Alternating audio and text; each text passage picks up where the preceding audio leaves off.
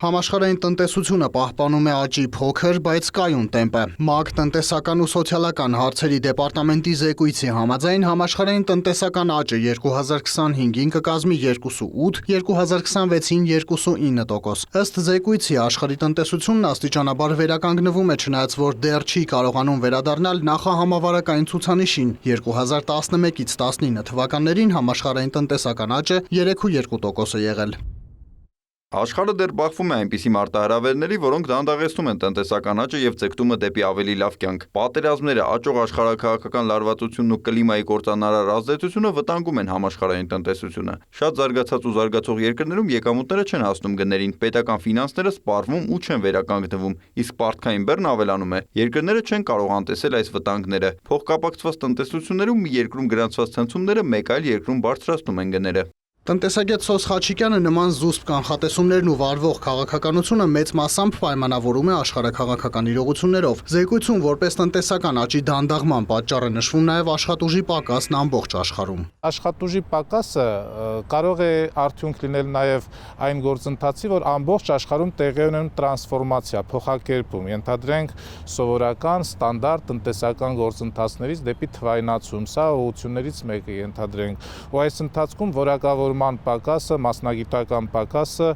չի լրացվում դեռևս անհրաժեշտ չափով եւ նկատում է աշխատուժի պակաս։ ՄԱԿ-ն ասիական երկրներում աճի ավելի մեծ տեմպ է կանխատեսում, քան Եվրամիությունում ու Միացյալ Նահանգներում։ ԱՄՆ-ի համար այս տարի կանխատեսվել է 1,9, 2026-ի համար 2,1% տնտեսական աճ։ Եվրամիությունում համապատասխանաբար 1,3 եւ 1,5%։ Արևելյան եւ Հարավային Ասիայում այս տարի 4,9, հաջորդ տարի 4,7% տնտեսական աճ է կանխատեսվում։ Հայաստանի պարագայում 2024-ի կանխատեսումը 6% է, 25-ին է 5,2, 2026-ին է 4,7%։ Որոշակի գործոնների արդյունքում մենք կարող ենք թվերը բարձրացնել, բայց այդ որոշակի գործողությունները հատկապես շուկայի ընդլայնման տեսակետից կապված կլինի խաղաղության նաև պայմանագրի հետ։ Եթե մենք կարող ենք տարածաշրջանում խաղաղություն հաստատենք, դա կբերի տնտեսական նոր բում, տնտեսական նոր էֆեկտ, որովհետև այս կոմունիկացիաները շատ երկար չեն աշխատել։ Ապաշրջափակման արդյունքում մենք ունենալու ենք բոլորովին նոր տնտեսական հնարավորություններ։ Զեկույցում անդրադարձ կա նաև ԱՊՀ երկրներին եւ այս համատեքստում միջազգային փորձագետներն արձանագրում են, որ Հայաստանի տնտեսությունը կախվածություն ունի Ռուսաստանի տնտեսությունից, ընդգծում է Խաչիկյանը։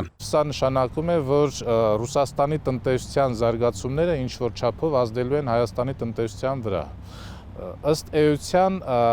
կայուն տնտեսական աճը ֆիքսվել է նաև Հայաստանի համար, չնայած համաշխարհային տնտեսության համեմատ Հայաստանի տնտեսական աճը ինչպես 2024, այնպես էլ 25-26 թվականների համեմատ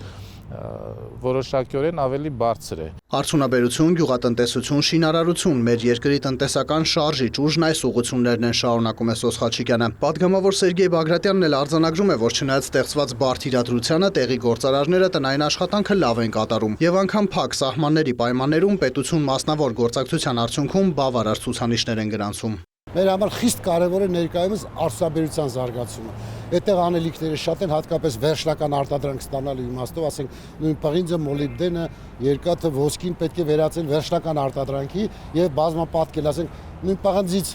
պատրաստի արտադրանքը 5 անգամ ավել գին ունի եւ 5 անգամ ավել մուտքեր կարող ենք ապահովել մեր պետական բյուջե, եթե կարողանանք վերջնական արտադրանք արտադրել։ Զեկույցում նաև սպառողական գների վերաբերյալ են կանխատեսումներ արել։ Մեր տարածաշրջանում պատկերը հետևյալն է. Վրաստանում այս տարի կանխատեսվում է 2,3, 2026-ին 1,9% գնաճ։ Ադրբեջանում համապատասխանաբար 3,6 եւ 3,1%։ Իրանում 28,4 այս, 23,9 մյուս տարվա համար։ Թուրքիայում գնաճը կանխատեսվում է 43,9 2025-ին, 21,6% հաջորդ տարի։ Հայաստանում 2,2 եւ 2,3%։ Մուշեղի Սախանյան, Հովանես Քյոսեյան, լուրեր։